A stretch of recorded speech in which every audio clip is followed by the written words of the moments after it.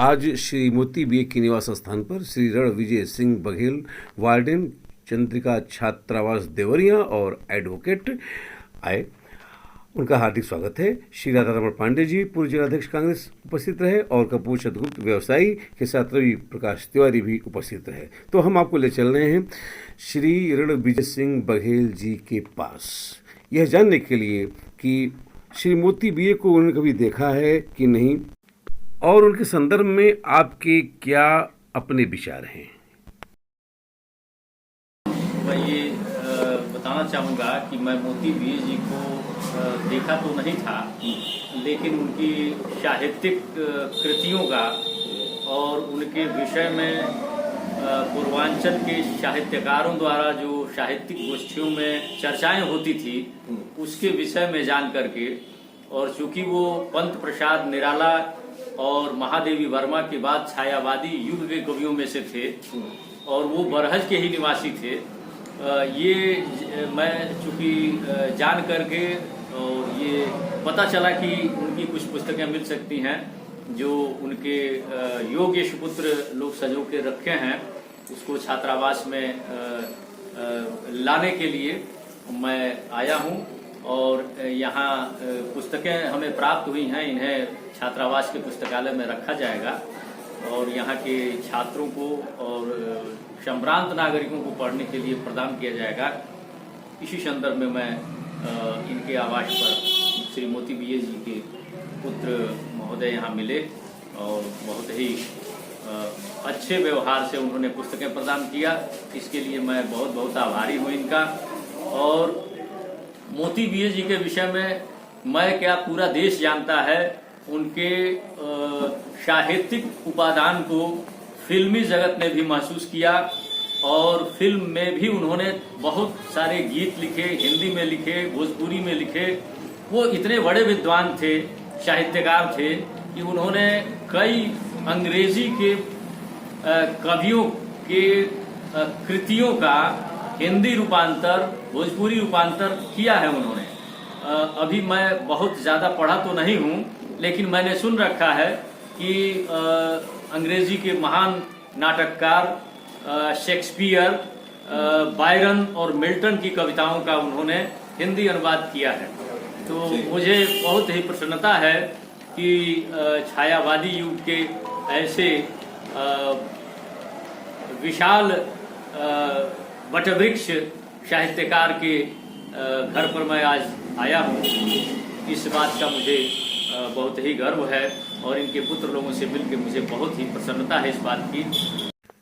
जी वकील साहब, श्री रणविजय सिंह जी, आपको हम एक सर्टिफिकेट दिखा रहे हैं जिसमें लिखा गया है श्री मोती बीए को 2 महीने की सज़ा हुई और इन्हें छोड़ा गया, लेकिन पकड़े जाने का प्रमाण पत्र नहीं मिलता। ऐसा ये सर्टिफिकेट ये हास्यास्पद है और इसे हम क्या कोर्ट की मदद कैसे इसे ले सकते हैं, इस संदर्भ में आप बताएं। इसमें सुनवाई अवश्य होगी यदि हम लोग इलाहाबाद उच्च न्यायालय में रिट के द्वारा जाएं और उसमें मांग करें कि ये घोषित किया जाए कि मोती बीए पूर्वांचल के स्वतंत्रता संग्राम सेनानी थे, जैसा कि यहाँ का आम जनमानस भी जानता है कि संत विनोबा और बाबा राघवदास के साथ श्री मोती बीए जी ने स्वतंत्रता संग्राम के दौरान बहुत ही काम किया था। स्वतंत्रता से संबद्ध हिंदी और भोजपुरी में रचनाएं भी उन्होंने किया था। इस क्षेत्र की जनता को उन्होंने उत्साहित किया था। तो इस विषय में अगर हम लोग उच्च न्यायालय में रिट करें तो वो चीज़ें सब छन करके आ जाएंगी और वो घोषणा जो है सरकार को करना पड़ेगा कि वो एक स्वतंत्रता संग्राम सेनानी थे, जैसा कि सब लोग जानते हैं। प्रख्यात कवि श्री बालकृष्ण पांडे के पुत्र श्री राधारमण पांडे, भूतपूर्व जिला अध्यक्ष कांग्रेस देवरिया।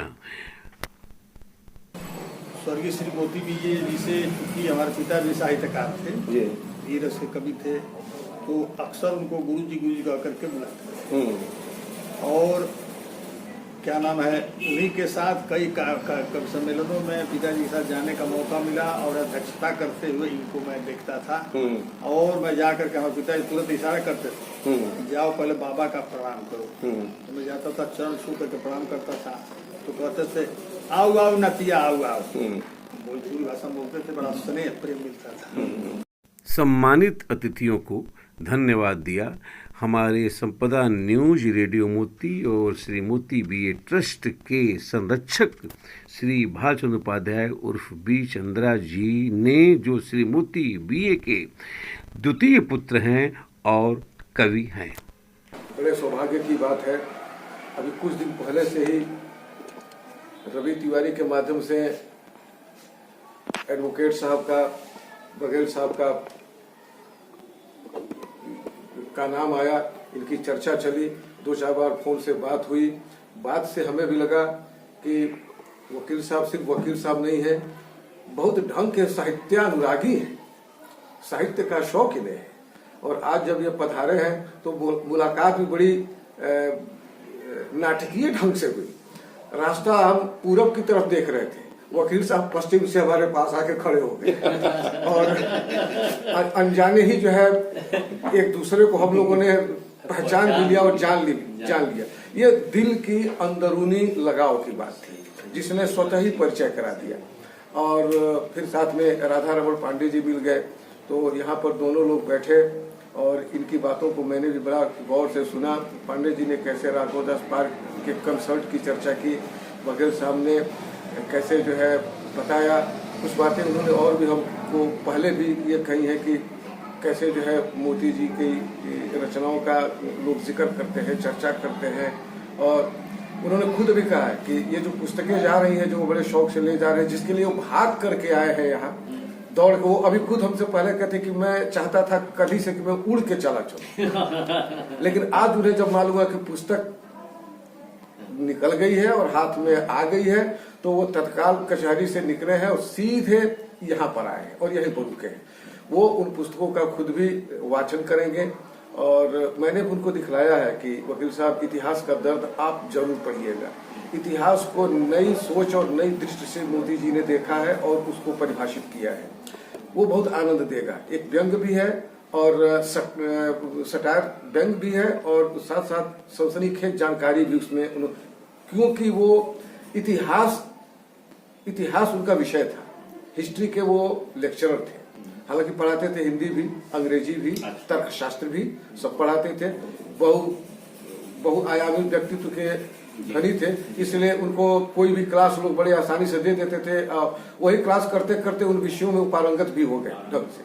लेकिन इतिहास उनका विषय था। अंग्रेजी में उन्होंने तमाम अनुवाद किए हैं और तिनका शबनम को मैंने वकील साहब को दिखलाया है, बघेल जी को, कि इसमें उन्होंने अपने गांव की बातों को कैसे उन्होंने शुरुआत की, कैसे वो भैंस की पीठ पर लिख कर बैठ करके कविताएं उनके मन में आती थी और जाती थी, क्या क्या विचार आते थे, एक रोचक संस्मरण है। तो ये सब वकील साहब रसास्वादन करेंगे उसका और फिर लाइब्रेरी में जाएगी, लोगों के हाथ में जाएगी। तो अपने तमाम बातों को बता रहे थे, इसके अलावा इतर भी बातें उन्होंने बताई, सुन करके बड़ा आनंद आया और आज बड़ा अच्छा समय बीता। ये फगुनहट का दिन जो है हम लोग का बड़ा गुमसुम सा बीत रहा था, लेकिन इन लोगों के आने से थोड़ा सा ये समय चहचहा उठा है और बहुत आनंद आया। कपूर जी हैं, गुप्ता जी, उनके सानिध्य में, रवि बाबू हैं, उनके सानिध्य में, राधा रमण जी के सानिध्य में, वकील साहब के सानिध्य में आज का समय बड़ा अच्छा बीता। मैं हृदय से संपदा न्यूज चैनल का धन्यवाद करता हूँ कि इन्होंने इस मौके को भी बड़ा आनंददायी बना दिया। एक साक्षात्कार लेकर, विचार लेकर के अब ये चीज मीडिया के जरिए भी दूर तक पहुंचेगी और हमारे और हम लोग के मन को जो अच्छा लगा उसका कहना ही क्या। मैं हृदय से आप लोगों को धन्यवाद देता हूँ। नमस्कार।